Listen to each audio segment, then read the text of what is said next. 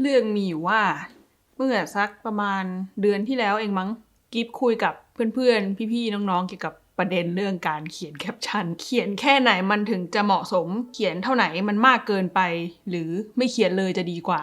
ส่วนกิฟเนี่ยออกไปทางไม่ชอบเขียนแคปชั่นทุกครั้งที่ลงรูปใน IG เนี่ยจะแบบเครียดมากว่าจะเขียนแคปชั่นอะไรดีแคปชั่นบางอันแบบโง่ว่ะ สิ้นคิดมากกิ๊บเลยลองไปนั่งหาคำตอบเรื่องนี้ดูว่าทำไมกิ๊บถึงชอบอะไรแบบนี้วันนี้เลยอยากมาแชร์ให้ฟังกัน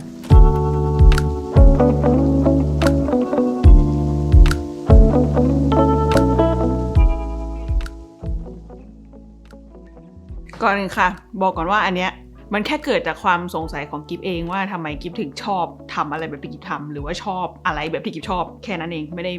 ด้แปลว่าคนที่ไม่ได้ทำแบบนี้คือไม่ดีนะเคลียร์นะนอกจากกิ๊บจะไม่ชอบเขียนแคปชั่นแล้วเนี่ยกิ๊บยังมีแนวโน้มจะชอบภาพที่ไม่มีแคปชั่นด้วยดูแล้วก็คิดไม่ออกเหมือนกันว่าจะให้แคปชั่นมันว่าอะไรแล้วส่วนใหญ่ภาพพวกนี้คือคนถ่ายเองก็จะตั้งชื่อแบบว่า untitled ไม่ก็เป็นชื่อสถานที่ไปเลยไม่มีคำบรรยายอะไรเป็นพิเศษเวลากิ๊บเอาให้คนอื่นดูเขาก็จะแบบก็ไม่เห็นมีอะไรดีทำไมต้องถ่ายรูปแบบนี้ด้วยอย่างสมมตินะคือมันไม่ใช่ภาพคูลๆเท่ๆที่จะเอาไปลง IG แล้วคนไลค์เป็นร้อยเป็นพันแน่ๆแต่กิ๊บดูแล้วมันสปาร์กอะไรสักอย่างที่อธิบายไม่ถูกเหมือนกันแล้วกิ๊บก็ได้ไปดูคลิปหนึ่งของเจมี่วินเซอร์ที่พูดถึงงานทอดไฮโดแล้วคิดว่ากิ๊บก็พอจะได้คำตอบแล้วว่าทำไมถึงชอบอะไรแบบนี้ทอดไฮโดเป็นช่างภาพที่มีชื่อเสียงมาจากการถ่ายภาพบ้านตามชานเมืองซึ่งเจมี่วินเซอร์ก็อธิบายว่าเขาดูภาพทอดไฮโดแล้วมันทำให้เขานึกถึงตอนเขาเด็กๆเวลาที่เขาไปเล่นตามบ้านร้างอะไรเงี้ยมันก็เป็นความรู้สึกหลอนๆน่ากลัวอย่างกิ๊บเองดูภาพพวกนี้กิ๊บไม่ได้รู้สึกมันน่ากลัวนะกิ๊บนึกถึงสมัยที่กิ๊บเรียนที่อังกฤษแล้วต้องกลับบ้านดึกๆหลังจากปาร์ตี้กับเพื่อนบรรยากาศหมู่บ้านมันจะวังเวงแบบนี้เลยคุณเจมี่เขาก็เลยสรุปให้ฟังว่ามันเป็นการที่คนดูเอาเรื่องราวของตัวเองใส่เข้าไปในภาพกิ๊บคิดว่ามันน่าจะสรุปได้เป็นคำว่า subjectivity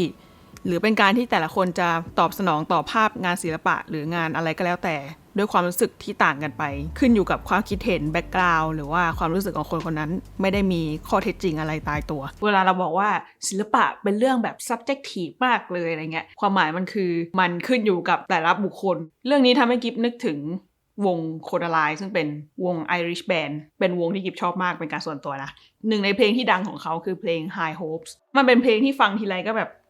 เศร้าอ่ะมันเศร้าแต่มันก็มีความหวังในเวลาเดียวกันทีเนี้ยเพลง High Hopes เนี่ยถ้าเกิดว่าลองไปอ่านเนื้อเพลงมันจะดูเหมือนเพลงคนอกหักทั่วไปแล้วหลายๆคนก็เอาเพลงนี้เป็นเพลงแทนความรู้สึกช่วงอกหักเสียใจเลิกกับคนรักอะไรแบบนี้แต่ละคนเขาก็เอาเพลงไปตีความหมายในแบบของเขาเองทีนี้พอกิ๊บลองไปอ่านบทสัมภาษณ์เกี่ยวกับเพลง High Hopes ของวงเนี่ยปรากฏว่าตอนที่สตีฟ แกริแกนที่เป็นฟรอนต์แมนแล้วก็คนแต่งเพลงนี้เนี่ยเขาเขียนเพลงนี้ตอนที่เขาเป็นวัยรุ่นแล้วก็กำลังมีปัญหาเรื่องภาวะวิตกกังวลแล้วก็เป็นโรคซึมเศร้าแล้วก็เขาเรียกอะไรอยู่ในช่วง quarter life crisis ไม่ใช่เรื่องความสัมพันธ์เลยไม่มีการพูดถึงความรักและณช่วงหนึ่งในชีวิตกิฟที่กิฟเจอปัญหาคล้ายๆกับเขาก็คือมีภาวะวิตกกังวลต้องไปหาหมออะไรเงี้ยพอฟังอีกทีตอนนั้นอะเพลงนี้มันใช่เลยอะเพลงนี้มันโดนมากจริงๆแล้วงานศิลปะอาจจะต้องการคำอธิบายน้อยกว่าที่เราคิดก็ได้ไม่ว่าจะเป็นภาพถ่ายภาพยนตร์ภาพวาดหรือต่อให้เป็นงานเขียนที่อธิบายทุกอย่างแบบเยอะมากๆมันก็ยังเว้นที่ว่างในเชิงรูปภาพให้เราได้จินตนาการต่อเองคือแต่ละคนก็จะมีแบ็กกราวด์มีเรื่องราวในชีวิตตัวเองที่ต่างกันทีนี้ถ้าการเล่าเรื่องมันเว้นที่ว่างเอาไว้ให้คนหลายๆแบบได้มา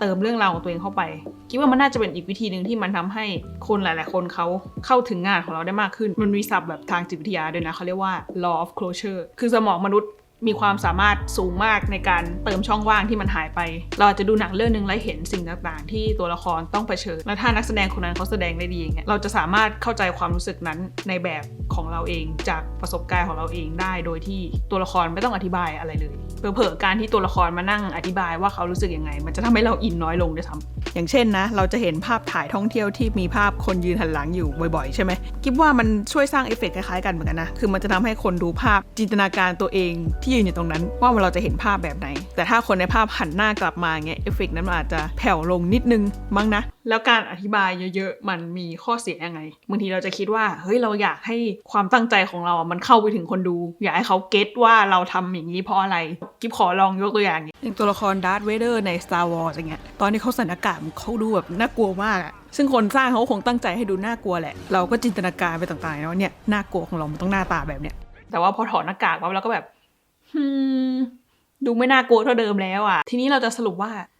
ศิลปะไม่ต้องการคำอธิบายเหรอก็ไม่เชิงนะก็ไม่ได้พูดอย่างนั้นคือกิ๊บไม่ใช่แบบคนเนิร์ดเรื่องศิลปะอะไรแต่ว่าเคยได้ยินว่ามันก็จะมีกลุ่มที่คิดว่าการแบบปล่อยให้คนดูได้ตีความในแบบของเขาเองดีกว่าแต่ก็จะมีกลุ่มที่มองว่ามันทำให้คนดูสับสนหรือเปล่าว่าฉันดูภาพนี้ฉันควร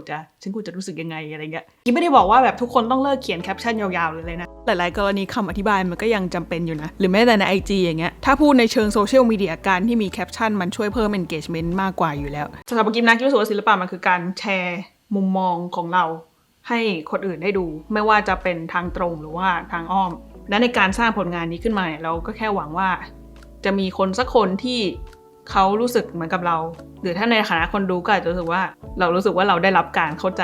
อะไรเงี้ยสมมุตินะเป็นเรื่องที่สนุกดีคิดว่ามันน่าจะเอาไปแอพพลายกับการเล่าเรื่องได้หลายแบบเลยทั้งภาพถ่ายงานศิลปะงานเขียนไม่รู้อะกิ๊บก็นึกไม่ออกมันทำอะไรได้บ้างมันน่าสนใจถ้าเกิดว่าเราสามารถเข้าถึงคนได้กว้างขึ้นจากการพูดน้อยลงแต่มันไม่แปลว่าเราคิดน้อยลงนะคะเราคิดเยอะเหมือนเดิมทุกคนเคยมีประสบการณ์อะไรแบบประมาณนี้กันไหมอ่ะคืออยากให้ลองมาแชร์ให้ฟังในคอมเมนต์หน่อยอยากอ่านวันนี้มีเรื่องมาชวนคุยเล่าให้ฟังเท่านี้ไว้เดี๋ยวเจอกันคลิปหน้า